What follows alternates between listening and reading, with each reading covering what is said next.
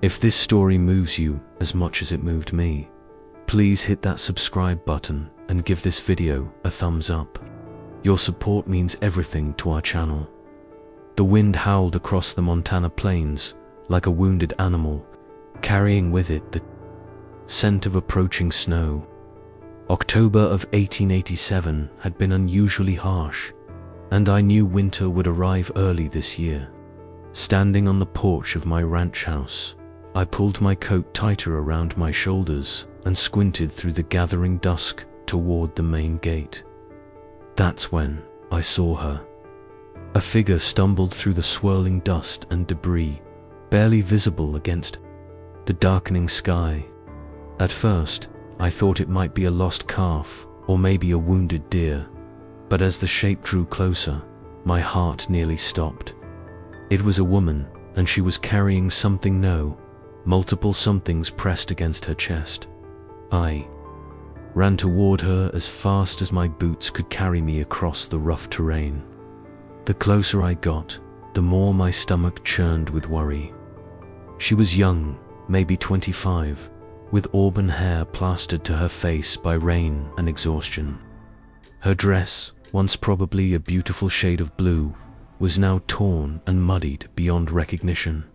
But what made my breath catch in my throat were the 3 small bundles she clutched desperately against her body. Babies, 3 tiny babies, all swaddled in what looked like pieces of her own petticoat. She collapsed just as I reached her, falling to her knees at my ranch gate. Her eyes, a striking green even in the dim light, looked up at me with a mixture of desperation and hope I'd never seen before. "Please," she whispered, her voice barely audible above the wind. "Help them, they're so cold." I knelt beside her immediately, my hands shaking as I helped support the weight of the infants. They were so small, so fragile, and yet they were alive. Could hear their faint cries mixing with the sound of the storm. "What's your name?" I asked gently, trying to keep my voice calm despite the chaos of emotions swirling inside me. She looked at me with those green eyes, and for a moment, I thought she might not answer. Then, with what seemed like tremendous effort, she spoke a single word that would change everything I thought I knew about my life. "Sarah." The name hit me like a physical blow. Sarah, my Sarah. The woman I'd loved and lost 5 years ago. The woman who'd left our small town of Copper Ridge without a word, without explanation. The woman whose absence had carved a hole in my heart that I'd thought would never heal. But this couldn't be the same Sarah. My Sarah had been 20 when she left. She'd been unmarried, with no children. And yet, as I looked into this woman's face, past the exhaustion and desperation, I saw familiar features that made my hands tremble. "Sarah Mitchell," I whispered. Her eyes widened slightly, and she nodded, before her strength finally gave out completely. She slumped forward, unconscious, the 3 babies still pressed against her chest. I gathered them all in my arms, Sarah, and her 3 children, and carried them toward the house. The storm was getting worse, and the temperature was dropping fast. Whatever questions I had would have to wait. Right now, all that mattered was getting them warm and safe. As I struggled up the porch steps with my precious cargo, I couldn't help but wonder what had brought Sarah back to me after all these years, and whose children these were that she'd risked everything to protect. The ranch house felt enormous and empty as I kicked open the front door. I'd built this place with my own hands after Sarah left, pouring all my grief and longing into every board and nail. I'd always imagined her walking through that door someday, but never like this. I laid Sarah gently on the sofa near the fireplace and quickly added more wood to get a good blaze going. The babies, 2 boys and a girl, from what I could tell, were starting to fuss more loudly now. They were hungry and cold, and I had no idea how to care for 3 infants. But I'd learned a thing or two about problem solving during my years. Running this ranch alone. First things first, warmth and food. Sarah's eyes fluttered open just as I was trying to figure out how to warm milk for the babies. The fire had brought some color back to her cheeks, and in the golden light of the flames, she looked almost exactly as I remembered her. "James," she whispered, her voice stronger now. "James Morrison." "It's me," I said, setting down the bottle I'd been preparing. "You're safe now, Sarah. You and the babies." She struggled to sit up, immediately reaching for the 3 infants I'd placed in makeshift beds near the fire. Her maternal instincts were so strong, so natural, that it made something ache deep in my chest. "I never thought I'd see you again," she said, tears starting to flow down her cheeks. "I never thought I'd make it this far." "Where did you come from?" I asked, settling into the chair across from her. "Where have you been all these years?" The pain that crossed her face was almost too much to bear. She looked down at the babies, her babies, and I could see her gathering the strength to tell me something that was going to change everything. "I went to Denver," she said finally. "After I left Copper Ridge, I had to leave. James, you have to understand that."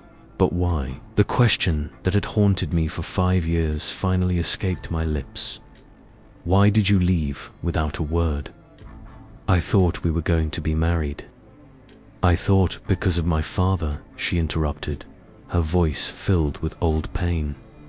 "He found out about us, about our plans.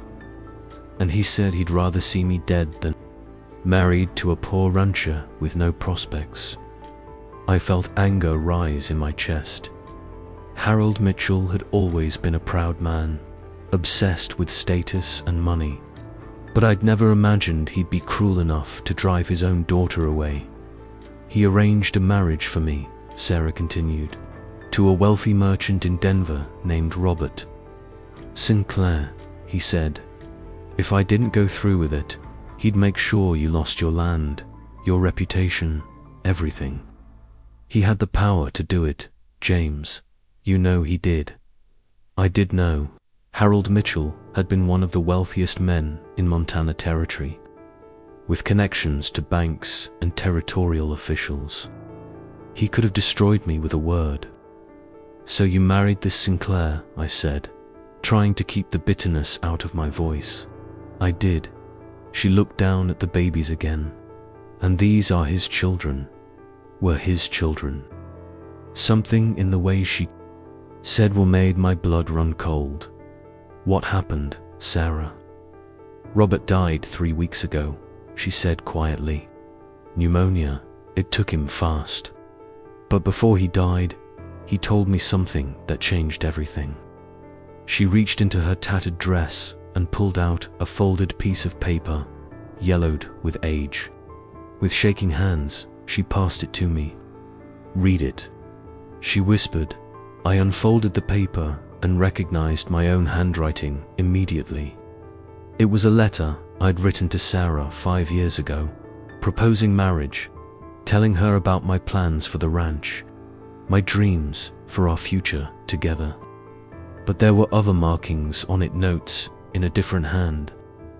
"Robert showed me this the night before he died," Sarah said. "He'd bought it from my father years ago, along with all the other letters you'd written to me, letters I never received." My hands started to shake as the full implication hit me. "Your father intercepted our correspondence, all of it, for months before I left. You thought I was ignoring you, and I thought you'd lost interest in me. My father convinced me that you'd found someone else, that you were only being polite. When you spoke to me in town, the cruel genius of Harold Mitchell's plan became clear. He'd manipulated both of us, keeping us apart by controlling the flow of information between us. No wonder Sarah had seemed distant in those final weeks. Wonder she'd left without saying goodbye. But there's more, she said, and her voice broke completely. Robert told me that on his deathbed, he said my father paid him not just to marry me, but to make sure I never came back to Montana. He was supposed to keep me in Denver forever. But you're here now, I said, looking at her and the 3 sleeping babies, because Robert had a change of heart at the end. He said he'd spent 5 years watching me grieve for you, watching me try to be a good wife while my heart belonged to someone else. And when the babies came triplets, can you imagine? He said he couldn't live with the guilt anymore. She pulled out another paper, this one newer and bearing an official seal. He changed his will the day before he died. He left everything to the children, but he also wrote this letter giving me permission to come back to Montana. To come back to you, if you'd have me. I stared at the letter, trying to process everything she'd told me. Sarah was here.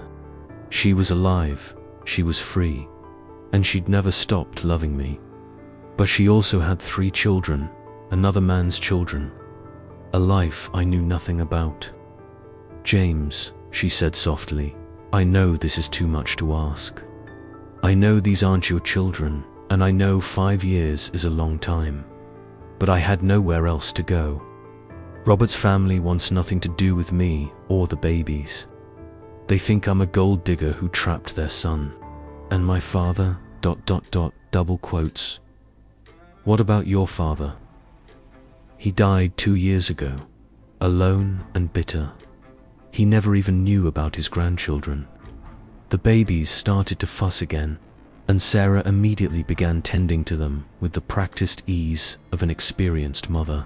Watching her, I felt something shift inside my chestnut. Just love for the woman I'd never stopped caring about, but something else. Something protective and tender toward these tiny lives. She'd brought into my home. 3 days passed before the storm cleared enough for me to venture into town for supplies. Sarah had regained much of her strength, and the babies Thomas, William, and little Mary had settled into a routine of sorts. I found myself marveling at how quickly the house had transformed from a lonely bachelor's dwelling into something that felt like a real home. But I knew that decisions had to be made. Sarah couldn't stay indefinitely without causing talk in town, and winter was coming fast. If we were going to make this work, whatever this was, we needed to figure it out soon. The ride to Copper Ridge gave me time to think, something I'd been avoiding for the past 3 days. Having Sarah back was like having a piece of my soul returned to me, but the situation was complicated in ways I'd never imagined having to deal with. I was a 30-year-old bachelor with a successful ranch, but no experience with children. Sarah was a widow with 3 infants and no money. The people of Copper Ridge still remembered our courtship from 5 years ago, and they'd have plenty to say about her sudden reappearance with another man's children. But as I rode down Main Street, tipping my hat to neighbors and stopping to pick up supplies at Morrison's General Store, no relation, despite the name, I realized that I didn't care what people thought. What mattered was what felt right in my heart. That's when I ran into Pastor Williams outside the church. "James Morrison," he called out, his weathered face breaking into a smile. "Haven't seen you in church for a few weeks. Everything all right out at the ranch?" "Actually, Pastor," I said, dismounting and securing my horse to the hitching post, "I was hoping to have a word with you about something important." We sat on the church steps while I told him everything about Sarah's return, about the children, about the complicated history between us. Pastor Williams had been in Copper Ridge for 20 years, and he'd known both Sarah and me since we were children. If anyone could offer guidance, it would be him.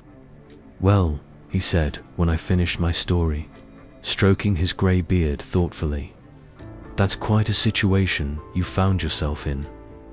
"I love her, Pastor," I never stopped loving her, but I don't know if I'm ready to be a father to 3 children overnight.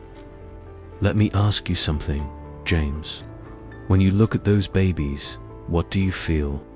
I thought about Thomas's tiny fingers wrapping around mine when I fed him, about William's serious eyes that seemed to take in everything around him, about little Mary's smile when Sarah sang to her. I feel protective, I admitted. I feel like they belong. And Sarah, how does she feel about staying? She says she wants to, but she's afraid. Afraid I'll decide it's too much. Afraid the town won't accept her. Afraid she's asking too much of me. Pastor Williams was quiet for a long moment, watching the afternoon sun cast long shadows across the churchyard. You know, James, I've married a lot of couples over the years, and I've learned something important. Love isn't just about feelings. It's about choice. You choose to love someone every day, through good times and bad, through easy times and difficult ones. What are you saying? I'm saying that if you choose to love Cyrilli, choose it, then you also choose to love those children. Not because they're yours by blood, but because they're hers. And if you can make that choice with your whole heart, then you'll be the kind of father those children deserve and the kind of husband Sarah needs. On the ride back to the ranch, Pastor Williams's words echoed in my mind. Choose to love. It sounded so simple, but I knew it was the most important decision I'd ever make. I found Sarah in the kitchen, preparing dinner while the babies napped nearby. She looked up when I entered, and I could see the question in her eyes that she was too afraid to ask. Sarah, I said, setting down the supplies I'd brought from town. I've been thinking about what you said the other night, about asking too much. Her face went pale, and she gripped the edge of the table. James, if you need me to leave, no. I interrupted, crossing the room to take her hands in mine. You're not asking too much. If anything, I should be asking more of you. I don't understand. I dropped to one knee right there in the kitchen, still holding her hands. Sarah Mitchell Sinclair, will you marry me? Will you let me be a father? To Thomas, William, and Mary, will you help me turn this house into the home we always dreamed of? The tears that had been threatening for days finally spilled over. James, are you sure? They're not your children. People will talk. There will be challenges, I'm sure, I said, and I meant it with every fiber of my being. I choose this, Sarah. I choose you, I choose them, I choose us. If you'll have me. She pulled me to my feet and kissed me with all the passion and desperation of 5 years' worth of separation and longing. Yes, she whispered against my lips. Yes, yes, yes, yes. From their makeshift beds, the babies began to wake up, as if they somehow sensed that their world had just changed for the better. Our wedding took place on a crisp November morning in the little church where we'd planned to marry 5 years earlier. Pastor Williams performed the ceremony with tears in his eyes. And despite my fears about what the townspeople might think, the church was nearly full. It seemed that Sarah's story had touched more hearts than I'd expected. People brought gifts for the babies, and several of the ranch wives offered to help Sarah with anything she might need. I realized that Copper Ridge was a community that valued love and second chances more than social conventions. The babies were remarkably well behaved during the ceremony, and little Mary even smiled when Pastor Williams blessed our new family. Thomas and William slept peacefully in the arms of Mrs. Henderson and Mrs. Baker, 2 of the kindest women in town. But the real moment that sealed our new beginning came that evening, back at the ranch. I was in the barn checking on the horses when I heard Sarah singing to the children. Her voice drifted across the yard, carrying a lullaby I'd never heard before. When I came back into the house, I found her sitting by the fire with all 3 babies, looking more peaceful than I'd seen her since she'd arrived. "They're good babies," I said, settling into the chair beside her. "They are," Robert used to say. They had their mother's stubborn streak, but their father's calm temperament. Something in her voice made me look at her more closely. "Sarah, is there something you haven't told me about Robert?" She was quiet for a long moment, and then she smiled a real smile, warm and full of something I couldn't quite identify. "He was a good man, James. Different from you, but good in his own way. He tried to make me happy, and I tried to be the wife he deserved. But we both knew that part of my heart belonged somewhere else. Do you feel guilty about being happy now?" "Sometimes. But Robert told me something before he died that helped me understand. He said that loving someone means wanting them to be happy, even if that happiness doesn't include you. He said he hoped that someday I'd find my way back to the love I'd lost." I reached over and took her hand. "He sounds like he was a wise man." He was, and he would have liked you, I think. He would have been glad to know that his children were being raised by someone who chose to love them.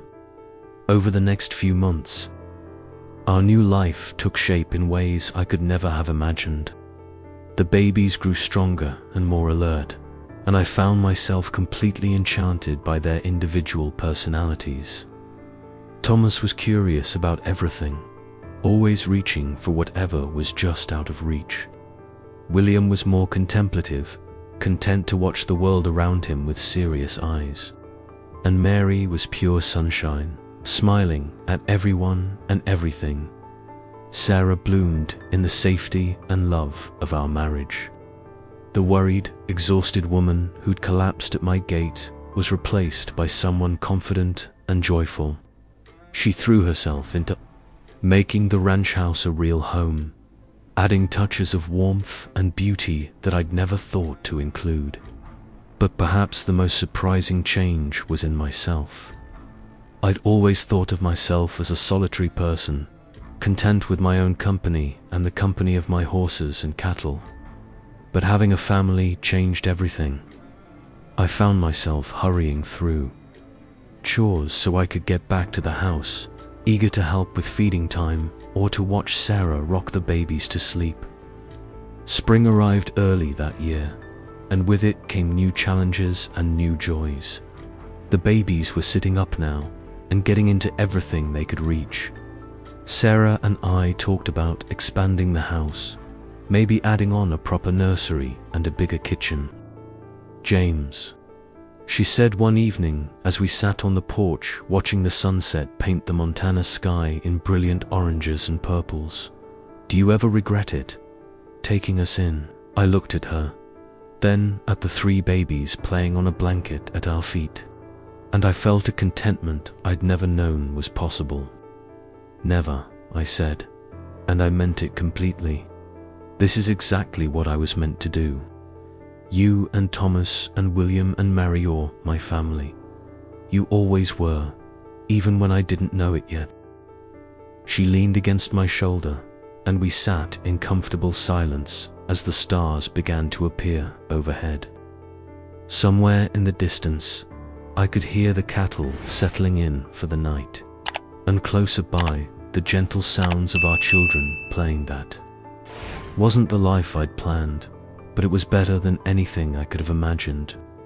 Sometimes the best things come to us not because we seek them out, but because we have the courage to open our hearts when love arrives at our gate. Unexpected and precious and perfect. As the first stars appeared in the darkening sky, I made a silent promise to the universe, to Sarah, to the children, and to myself. I would spend every day of my life proving worthy of this second chance at happiness. And if this story has moved you, please take a moment to subscribe to our channel and leave a comment below. Your engagement helps us continue sharing these powerful tales of love, loss, and redemption. Until next time, remember that sometimes the most beautiful chapters of our lives begin with the courage to open our hearts to unexpected possibilities.